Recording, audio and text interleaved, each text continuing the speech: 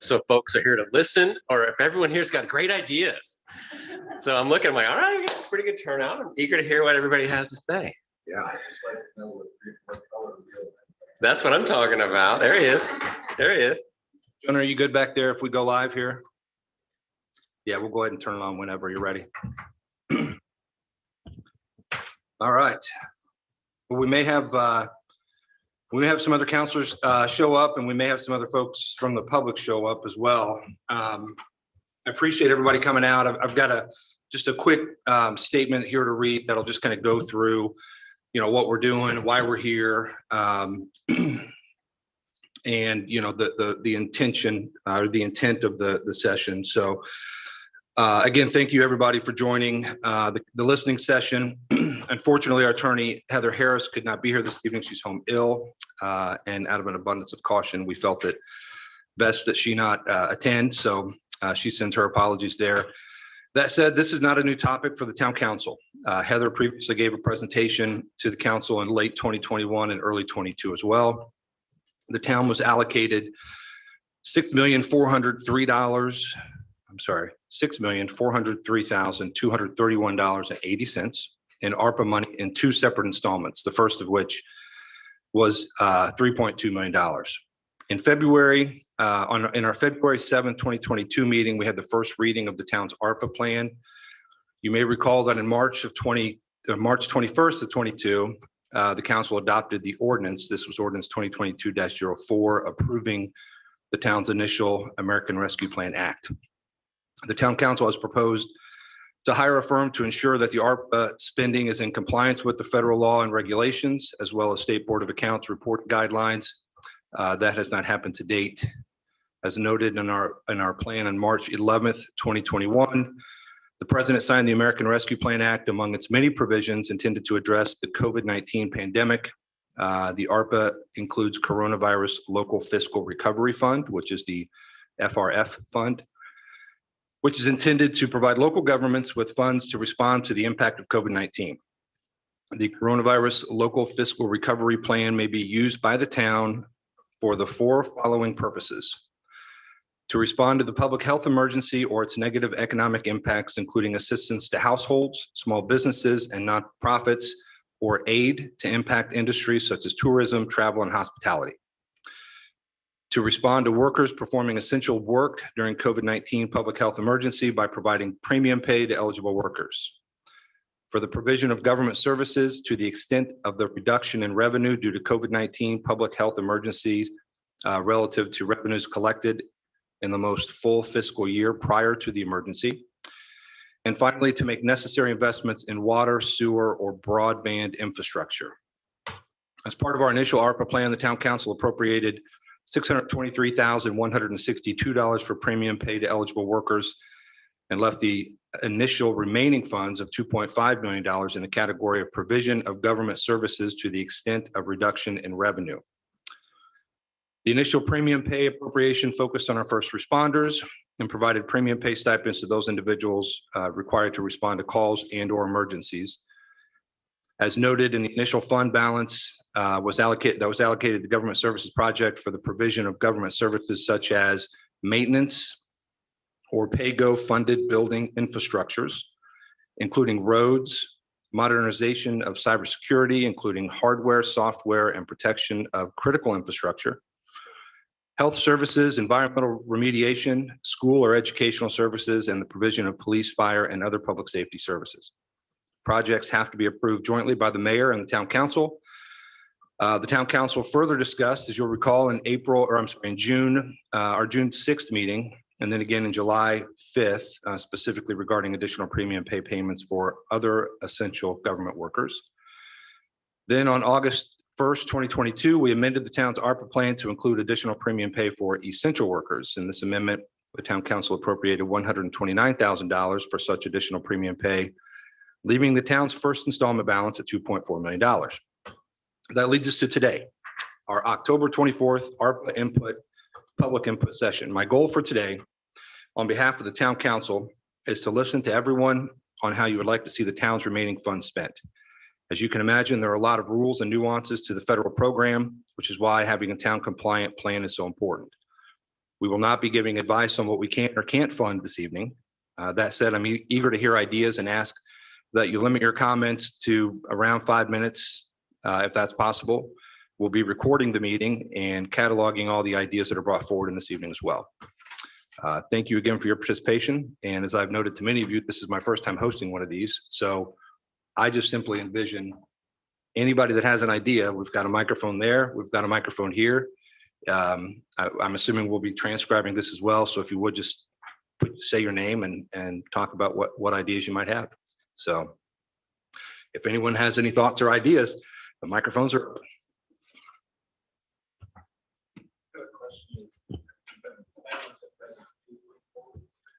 No, Tom, the balance between the two distributions. So the question was, what is the balance? Yeah, because 2.4 was the remaining balance from the first installment. part. Is the other installment here? If it's here, then it's. Yeah, it's Fund 176 for the town. For those that are interested, it's on the if you go to the town council or town finance department website. Fund 176 is the coronavirus relief fund. It's got $5.7 million, $5,793,000. And that has to be, essentially, as we've talked about, there has to be a plan developed. We've got to make sure we have the appropriate oversight so that we're communicating that and filing the appropriate documents with the government. And that, I believe the timeline on that is 2024. So we've got, that money has to be spent by 2024. So right now, Tom, to answer your question, we're about $5.7 million.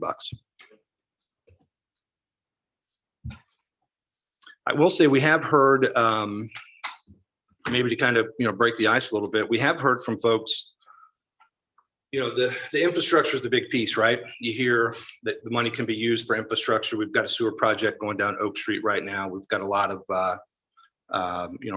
capital projects that are in the next budget, in the 2023 budget. I'm not saying that this money is going to be spent for that. I think that there are certainly opportunity for dialogue around some pathways, some roads, and that kind of stuff that could potentially be removed from the budget. However, obviously, if you do that, you still have fund balances available. So we do hear a lot of stuff about where this money should be spent. Some of it, kind of focusing on infrastructure, at least for now. So it's almost like you teed that one up just for me. Maybe we did. Maybe Erica Carpenter. Do I need to do my addresses? No, that's all right. Okay. Thank you for the opportunity to speak this evening. As you know, I am involved with the Chamber of Commerce, and I see value in setting aside money for business use. However, this evening, I am most interested in how we are using these funds strategically for infrastructure as Zionsville grows. In my email on September 6th to Councilors Plunkett and Culp, I shared that I am interested to understand how additional funds like ARPA and Ready Grant or potential other monies are to be utilized in concert with what is proposed for the 2023 budget and beyond. Thank you, Councilor Plunkett, for your response and explanation for what ARPA monies can and cannot be utilized. And investment in critical infrastructure is a particularly well-suited use of ARPA funds because it is a non-recurring expenditure that can be targeted to strategically important long-term assets that provide benefits over many years. That's according to Google. I Googled a little bit about how to use ARPA funds. That was one of the things that came up. So I think as we look toward new pedestrian pathways, as you mentioned, and other projects on 334 or South Main, I encourage a funding view that best leverages the ARPA funds, keeping in mind our assets that desperately require updating. Local jurisdictions should be cognizant of state level ARPA efforts, especially regarding infrastructure, potential enhancements of state funding resources, and existing or new state law requirements. Again, thanks to the Google for that one. Are we working or talking with the state on what our plans are in our area? Who is the contact and what is the time frame for any of these projects? Again, I think looking, sort of long-term and utilizing those funds so that they can best serve our community. And finally, consider regional initiatives, including partnering with other ARPA recipients. It's possible that they are already within our community, like schools and local economic development authorities, and be sure to understand what they are planning to augment our efforts and their efforts. So I guess the question there is, have we talked with, or are we working with the schools, EDC, and other to further our reach? Thank you.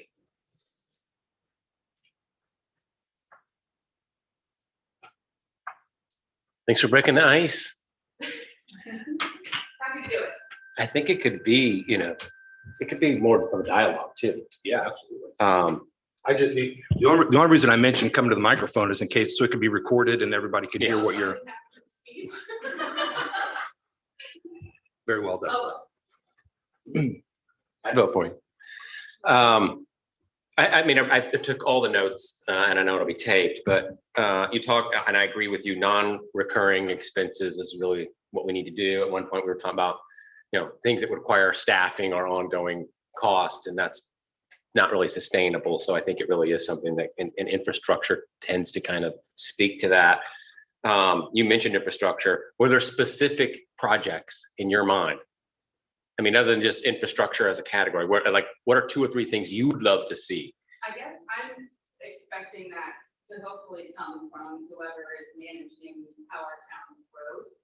I mean, I know for me, for my business, I think the Gateway project, like what's happening there, and if we can use the funds there. I think as we look at growth toward out 334 and toward 65, obviously we have a huge project there coming up next year. Is there a way to leverage some of that there? Or how do we, looking beyond, as you said, we have a couple of years. So what is the long-term plan, and who's managing that plan? Is there like a contact, or is there a subcommittee, or how is that being processed? Well, I think I will say, to kind of work in reverse order there. I mean, this is the the subcommittee. Right. I mean, well, it shouldn't be. The reality is that obviously, we assume the administration has ideas and thoughts about the ARPA money. Town council, in an effort to just kind of, find out what our constituents and folks want in different districts. That's why we decided to put this together, because I hadn't seen anything about what ideas would be specifically out there. And I think it is important. I know we've heard from, the chamber, from Z-Works, we've heard from a number of different organizations about, kind of what they would like. And a couple of times, even in the meetings, when those presentations took place, counselors mentioned being able to use ARPA money for that. So I think this is, I envision this being more of a, this is not the only time I would imagine we'll host this, because I think we'll take feedback here and start working with counselors and working with the administration to say, this is what we're hearing, this is what, folks are wanting, and then developing that plan and start implementing it, because it's a lot of money and it can be impactful. And I think it's important that we do that. But Eric, you make a great point too, that, there's collaborative opportunities. And I have met with the schools, and obviously we've talked to public safety. There are things that were even in the capital budget this year that if we could or couldn't get to, that could be ARPA dollars. One thing you may remember was when Habitat for Humanity was interested in some low-income housing in Zionsville, and it ended up being a project that involved land owned by the fire department. We decided they kind of maybe needed that space, but at the time, ARPA could technically, be used to underwrite land acquisition that could be distributed for a charity like Habitat to build, 3 or 4 or 5 houses. So the ideas have been put out over that. We've just kind of tried to capture them in one place. But I mean, obviously, 2 people can't make all these decisions. And so I do think communicating with state legislators, any other folks that may be coordinating their work in Boone County, I think we should probably talk about. But this is a first shot just to even get our thoughts down on paper. So when we go into a meeting, we know what the constituents want. So as we negotiate, it's not Brad and Jason trying to figure out what we think that the best ideas are. So really do encourage everybody to kind of throw out some ideas, and the more specific, the better for us. We appreciate it. Got a lot of other smart people in the room. Who's gonna? If I project, do I need to go this far? Well, we're taping it, and the problem is if you don't go to the mic, people can't hear what you say, and so it is helpful.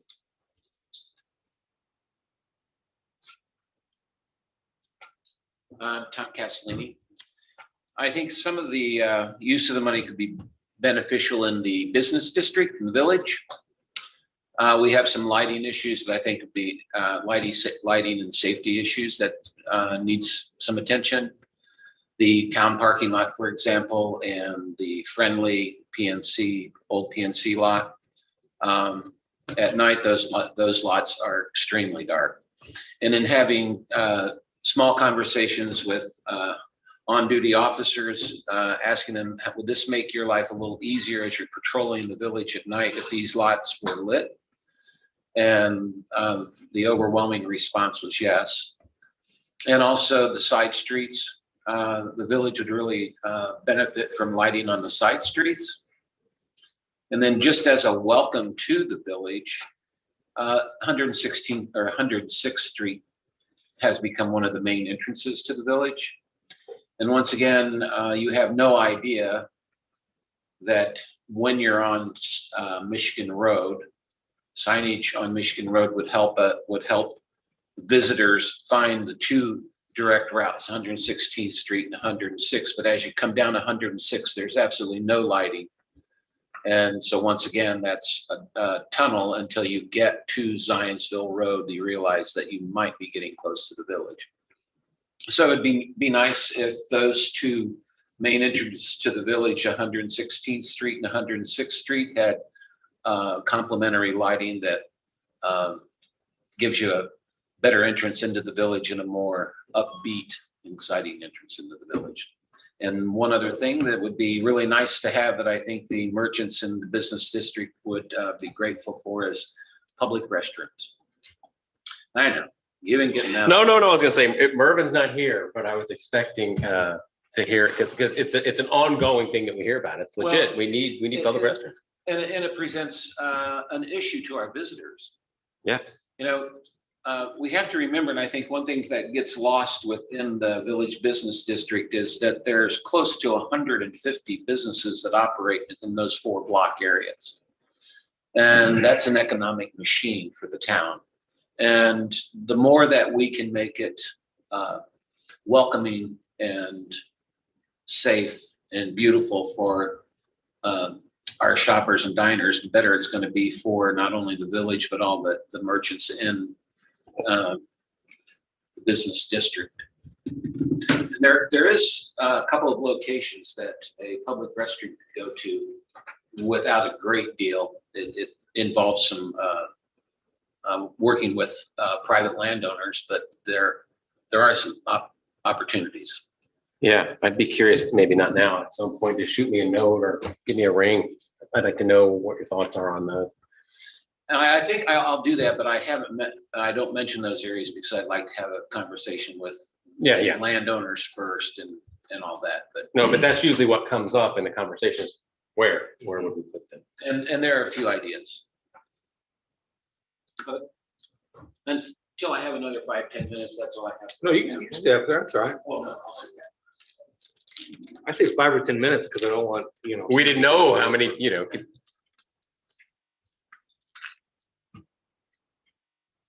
That's also why we keep the police up here. They can just escort you out. So.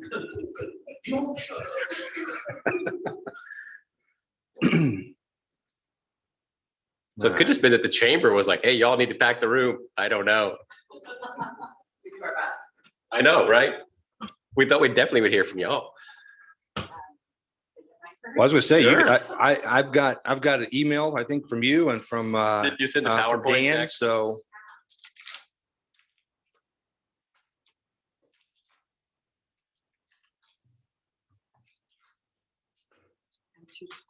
Stand. So good evening.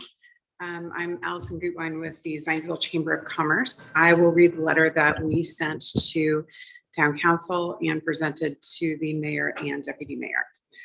To whom it may concern, the Zionsville Chamber Advocacy Committee and Zionsville Chamber of Commerce would like to express support for the use of ARPA funds to assist businesses that were adversely affected by the COVID pandemic. The economic response of businesses in our community was widely varied, and many of our businesses suffered prolonged hardships due to the inability to access funding.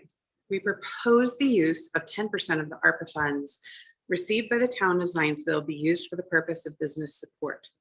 The reason for this being Tell City, Indiana, and Perry County have utilized this same percentage to support area businesses that were negatively impacted by the pandemic. We would support a grant process led by the town of Zionsville, be open for all businesses to apply, and be administered by a committee similar to the CDC. We suggest that business grants would rise to $25,000 per business, and each applicant participate in business roundtables to discuss financial literacy, business management, marketing, and other related topics. The Zionsville Chamber and Zionsville Rise Foundation would participate in creation and execution of these educational opportunities. Additionally, we would like to see this grant process initiate by the first quarter of 2023. We look forward to this project moving forward in a timely manner to help businesses that are in greatest need. We anticipate hearing information about the formation and movement on this funding opportunity. As the voice for our business community, we look forward to offering any guidance or support as these funds are distributed. Our business community is a vital source of income for tourism and a sense of place for those that live in the area. We want to support and retain those businesses that make Zionsville the community that it is, and act as a beacon for other communities to follow our lead and support the business community when the opportunity arises. So we took the initiative to speak with Tell City and find this information out for ourselves and talk a little bit with them about how they are working within their community to distribute these funds and kind of initiate this. That's where really our information came from, were these conversations. And I would be happy to have further conversations with the town council or other individuals if they want to learn more about Tell City's model. It sounds like they have some really good progress that they're making there, and that's exciting to see another community help their businesses very effectively. Would you happen to remember how much they received? I mean, Off the top of my head, no, but I would be happy to get back with you. I did write it down. I have it on notes back in my office.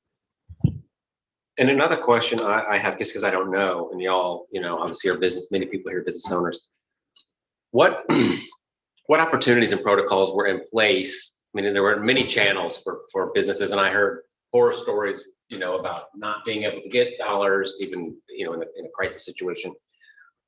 I don't know if small businesses were eligible. I know certainly some big businesses received some pretty significant allocations. Sure. What were the processes for, say, a local Zionsville business coming out? What, besides these dollars, what were available for people? Do you know if people were able to take advantage of those? Does that make sense? Some folks were, some folks weren't. Some folks weren't able to take advantage of those dollars because of the age of their business. Sometimes those businesses were young, new to our community. And so there was an age, do you remember what it was? Like the age restriction, like you had to be so many years old? No, it probably really depends on financial history because they need to show that It was supported by payroll or by expenses and Yes. that kind of stuff. So if it was a new business owner that didn't have payroll in Right. 2019, 2020, Okay. they really would have got it. that's it. So that was a part of it because we are fortunate to have a growing community. We had a number of new businesses that weren't able to necessarily access PPP or EIDL funding.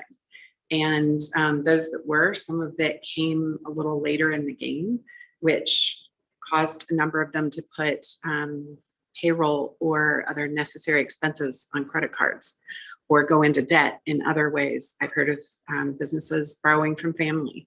So part of this is the lag in response in 2020. And even though it came, wasn't sufficient to overcome the deficit that they were experiencing.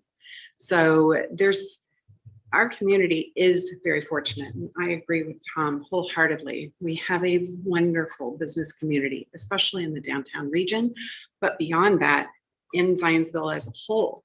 And to have an opportunity like this, even with a portion of the funds, to support that business community to say, hey, look, we want to make sure that you stay here. We want to make sure that this is a destination for tourism and other businesses to see that our community supports those businesses that are here.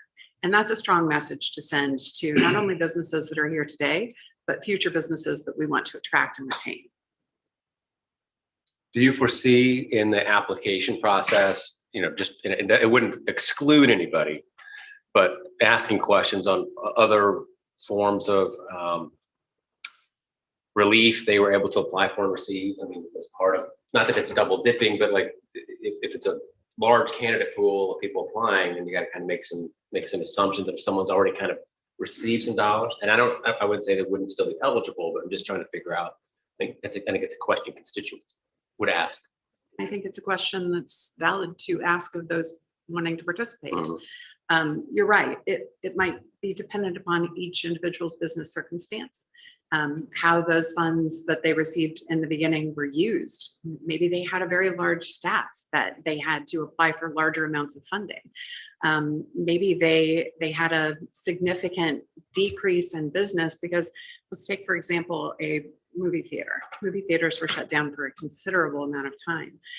We don't have any of those right here in Zionsville, but it's one of those businesses that was adversely affected for a much longer period of time than even other types of businesses. So taking into consideration what types of businesses and the amount of funding, I think would certainly make sense whenever it comes right down to whom should receive the funds. And having a grant process that asks lots of questions would help everyone who is going to be involved in the process get to the bottom of those that are most in need of funding were it to be administered. Off the top of your head, where do you foresee kind of the makeup of the committee? Like, I mean, and maybe you thought through, down to the detail, or maybe just thoughts off the top of your head. Obviously, elected officials, business owners. Who else do you foresee might be a part of it? Certainly. Yes, I think that elected officials, business owners, people who have a financial background would certainly make a lot of sense to take a look at what business needs still remain as a result of the pandemic as well. I think that there's certainly a number of people who would be interested in participating in this process as both grant recipients, but I believe as volunteer committee in order to read and execute on those potential grants. There is a place on this. I'm on the CDC and we receive requests for various things. I wasn't on it during the 2020 grants, but there is a place in when you're applying to list other sources of grant type funding that you've received. So you already have something in place within the town that you can kind of maybe mimic or utilize to do grants. Unfortunately, Tell City has been very willing to share their information so far. I bet if we reached out to those that have gone through this process already, that they would be very helpful in helping us figure out our own. Allison, do you know, so Tell City is in Perry County. Did they do two separate? Like, did Tell City do one and then the county did something also? Is that? So when I was speaking with them, it sounded as if there were two separate ones. Yes, because of course, Tell City was for just the city itself. And then there was another for the county. I don't know if they ended up combining those or not. I didn't get into that much detail about the two separate funds or if they were together. As far as you know, only Tell City, not the county, made this 25% commitment. 10%. Oh, 10%. 10% commitment, and it was both the county and the city. Oh, okay. Yeah. Yeah, I mean, I'd be interested in finding out more about, I think it'd probably be relatively easy to put a committee together at the town level. I'd be interested to know how you do that with the county, if you do, if that flows through the Boone EDC or if that flows through Council. Yeah, maybe the county council, depending on how much they got and whether or not they've spent it. Sure, that's certainly another level of conversation to add to this. I'd be happy to arrange a meeting with those that I spoke with in Tell City in order to have further conversations. Yeah, I'd like to understand more about that application process for that too, right? I mean, certainly. I think if that's something that's going to be presented, we'd want to make sure we're Sure. digging through that pretty good. Thank you all for your time. Thank you. Thank you.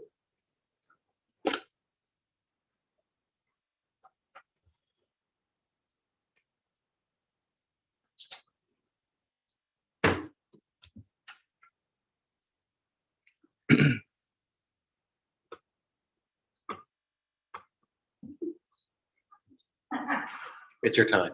It's my turn. As a follow-up to Allison. Yeah. Perfect. To piggyback on Allison, if I will. Vicki Hall, Director of Z-Works, 75 East Pine Street in Zionsville. On September 19th, we presented to the town council a request for further planning and more strategic planning as Z-Works moves forward to, am I in trouble? Wow. Jason's not- Oh, wow. He's not kidding. You didn't know I had a panic button up there, did you? All right, okay. That for Thanks for coming. works to be able to plan and move forward with a better understanding of funding and create a place for entrepreneurs to be welcome into our town, start in our town, and really flourish in our town to be able to create jobs, have a place, a sense of place, if you will. So along those lines of infrastructure, workforce development, even quite frankly, broadband infrastructure. I mean, we have the high-speed internet, things like that. I know Erica even brought up the gateway plan could part of those appropriations be part of that. Our ask at the town council meeting was for $75,000 over the next 3 years. And during that town council meeting and subsequent discussions, it was brought with the mission of Z-Works operating as a nonprofit that we could possibly fall under these funds to create that. So we'd love to piggyback on with the chamber and other infrastructure things. And if that would be the best use of the dollars to understand what we would have to move forward over the next few years as a runway for us to be able to provide an economical entry into the town of Zionsville to start your business. Can I ask you a question? Yes, So how long have you guys been in operation? April of 2015. So in the 7+ years, how many businesses have come in and moved on? You know, how many jobs have been created? We've had 5 of our startups, actually 6 now, what would refer to as an exit.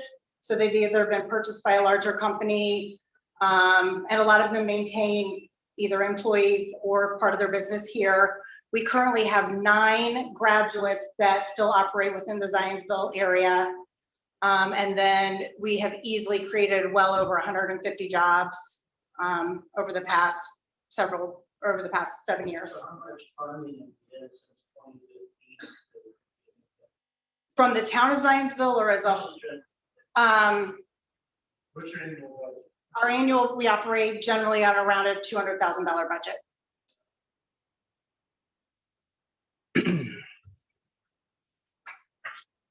Vicki, I think you had mentioned in the initial meeting where you came to the council, this would also, does this that 75,000 over 3 years, does that include a different facility, an expansion of a facility? Correct, it would be an additional facility expansion. And again, we would even look towards, for your feedback, the chamber's feedback, and what the needs are for that to meet those needs. Yeah.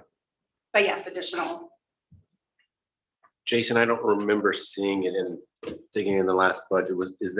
Did we decide not to put it in and try to talk about ARPA, or is it? Well, Did it make it in? They have money in the budget, but not this amount. Okay. Yeah. And we could absolutely, similar to what, we even talked about this, I think, at the town council meeting. The purpose of Z-Works for people, anyone can be a member. We are open for memberships of different levels, but for dedicated offices for growing scalable companies. So that is where the additional funds from the town, in addition to our infrastructure, that's what helps give those new businesses and entrepreneurs a leg up on rent. So they're not spending a large portion of their budget on rent and lighting and things like that. All right. Thank you. Thank you. Appreciate you Are coming. you gonna switch off again? No. Okay, okay. You mentioned, it's interesting. Vicky, you mentioned broadband. I know that at the time, I think the LG was working on, the Lieutenant Governor was working on some expansion of broadband throughout the state. And that would be maybe even something, as Erica mentioned, to kind of partner with, kind of leverage some of their work and revenue also. Maybe that's something. No, I think broadband comes up a lot, particularly even in Perry and, Yeah. and as you head out west, and even I hope we don't end up in a situation like that again. But I mean, there were many students, and not even outside of our county, that just could not access their school. Yeah. To join into kind of virtual classrooms. So I think you'll see a lot of ARPA funds flowing to broadband because it ties into an education component that's necessary. Yeah. If this were to happen, knock on wood that it never does again. But I think sometimes when a crisis teaches you what you're ready for and what you're not ready for.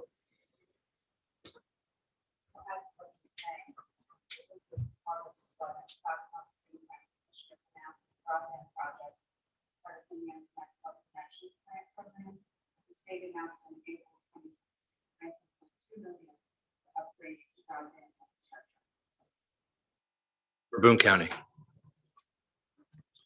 So the, just to kind of repeat a little bit of that for the video, the response was that Boone County has got about $2 million that they're working on specifically for broadband in the county. So that's good. Paul?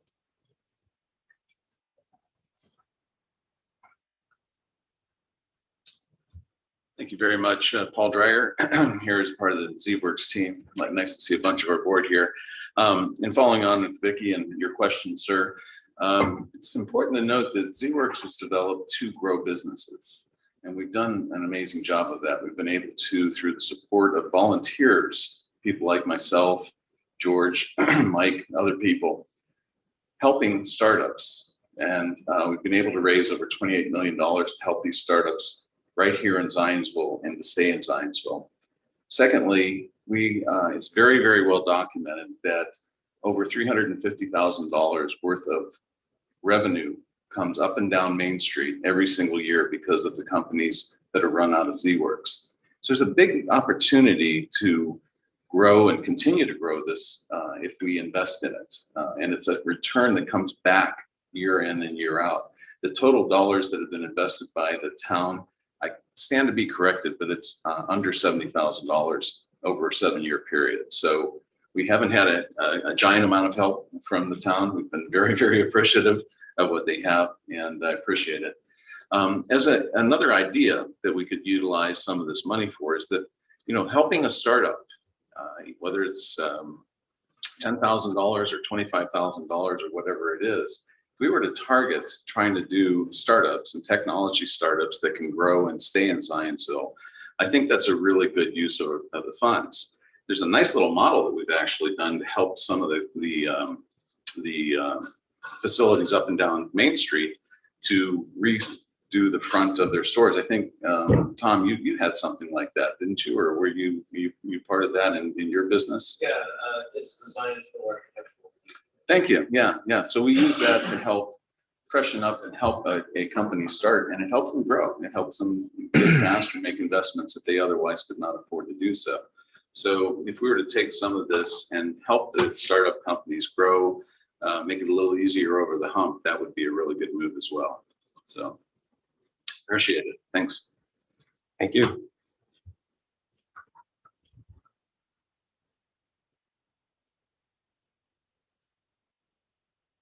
And thanks for helping raise money for breast cancer awareness this month. I hear you.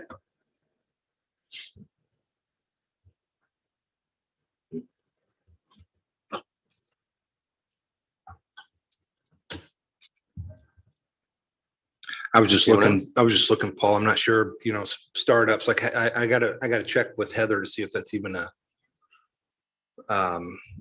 if helping a new startup, I don't think we could use this money to help a new startup.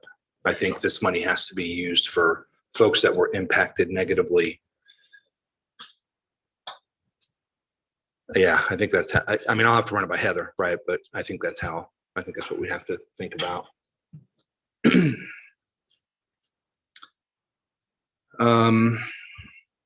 anybody else have any thoughts? Anybody have any?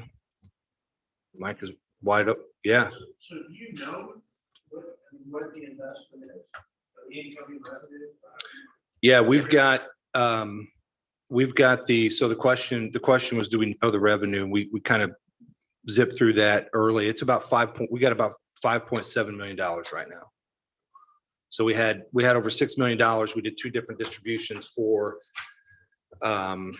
stipends, public safety stipends, and then essential worker stipends for the town. And then the remaining amount's $5.7 million.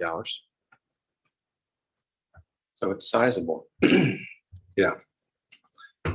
Have you heard from people? Are you getting emails? Are you getting phone calls from anybody asking about where and how the money should be spent? A handful. Yeah. Not much. I don't know that people are really well aware that these dollars, I mean, I think this may spur some more conversation. And obviously this is one venue. I'll get you. Come on up.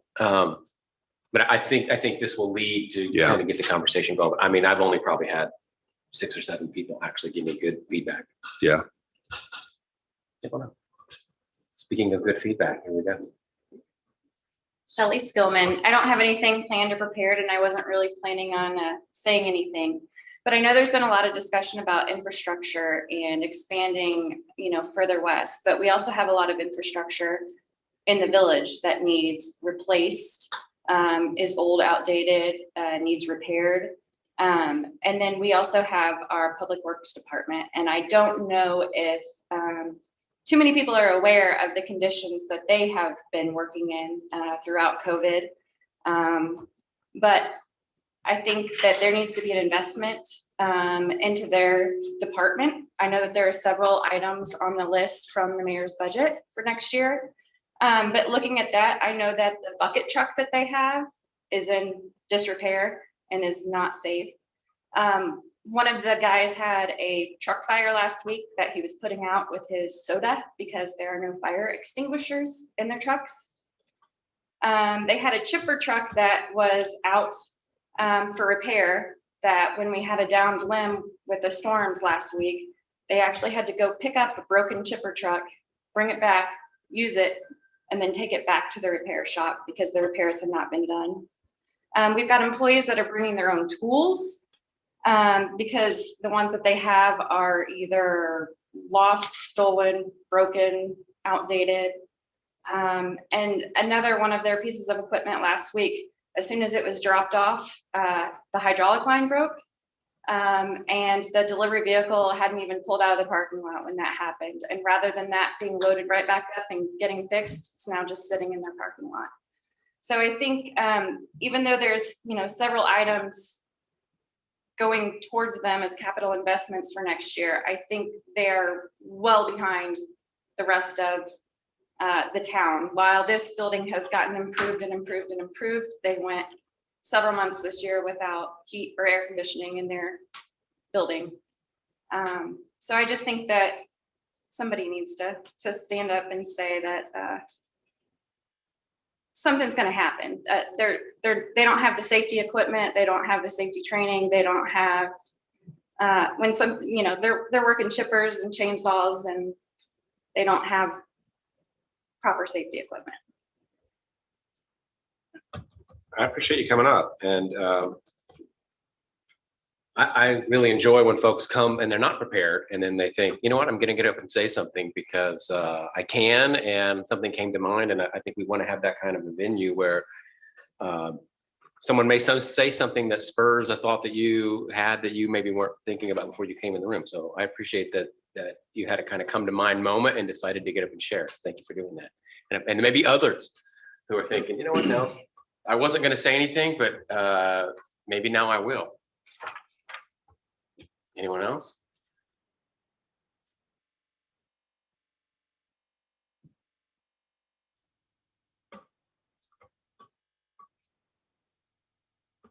Mr. President.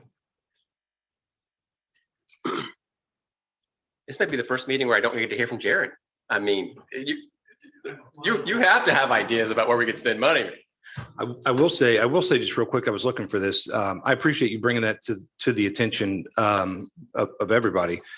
We do have in this budget, we've got 285, we've got over $400,000 worth of capital outlays for backhoes, pickups, leaf vac, dump truck, trailers, compactor, gravel tiller rakes, dump grinders. I mean, there's plenty there. So the ones that I mentioned are not Yeah. on that list. Yeah. That's where I just thought it would be worth mentioning that a few of those items that I did mention are in dire need, but weren't on the budget. Which I also recognize that you're already, the budget has a lot going towards them, but Hey, it's worth bringing it forward. Like the, employee retention. Say, you know, right? Yeah, I think it could be a legitimate use of these dollars. So I think it's on the table.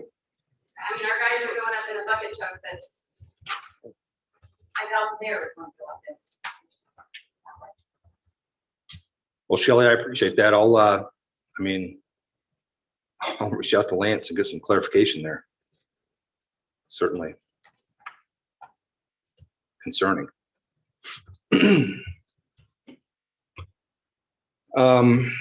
Yeah, well, I will tell you guys, I mean, I think for the most part, I've heard a lot of these similar things, and I don't know if Jared, if you or John were getting ready to come up here, but I cut you off, but I do hear a lot of these similar things, right? I mean, the infrastructure is such a broad term, right? But when you dial it down and you say, listen, we've got the village business district that needs addressed. We've got, other areas that certainly need addressed as well.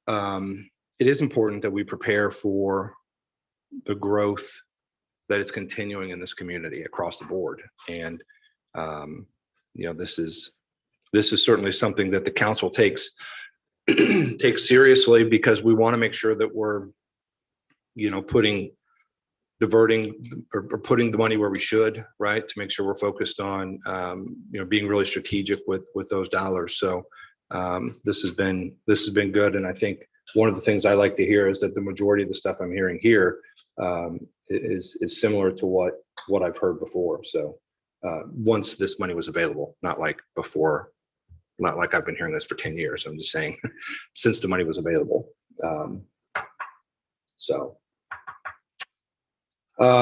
Any other thoughts? Anybody else have anything they want to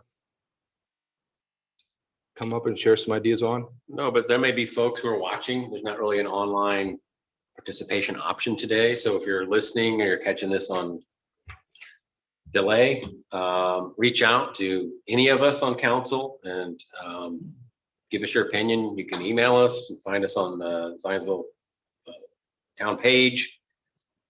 However you'd like to get a hold of us. Sometimes folks don't know who their elected members are. But you can always start with myself or Alex Choi. We represent everybody because we're at-large members. So everybody can contact me, and I'll make sure I share it with somebody else. But hopefully this is the beginning of some dialogue that'll continue for a while. So you guys helped launch, I guess, the dialogue. So hopefully that's a good thing.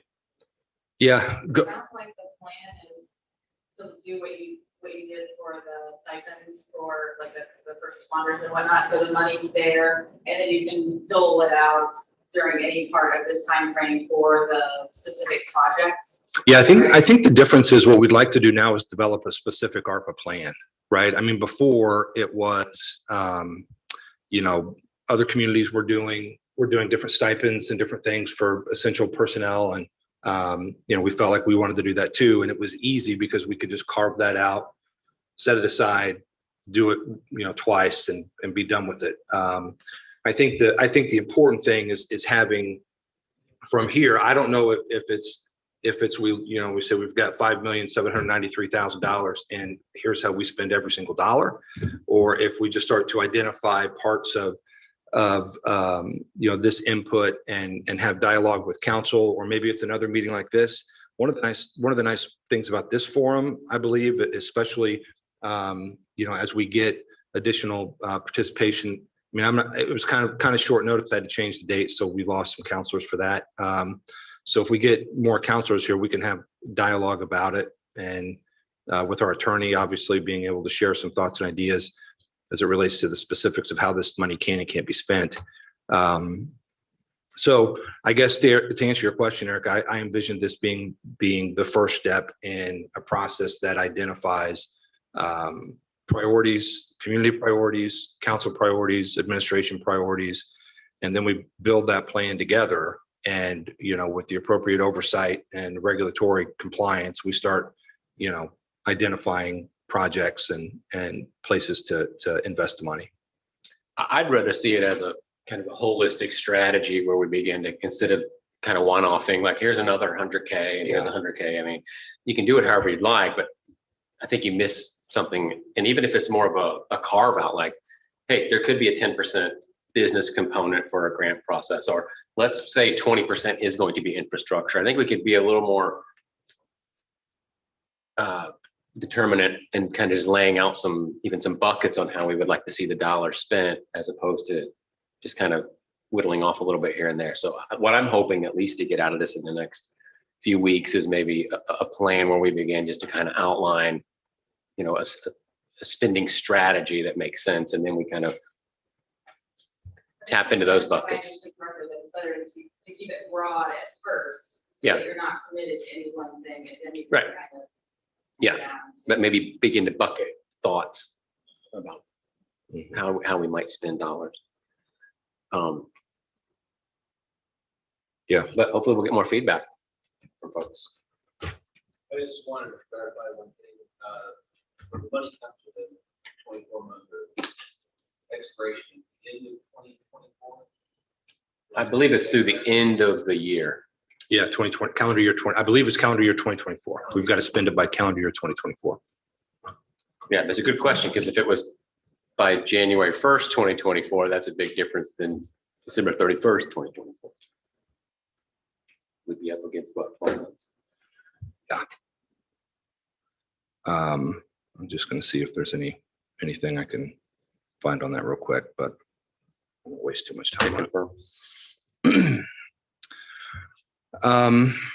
Is there anything else? Anybody have any additional input? And I appreciate the dialogue and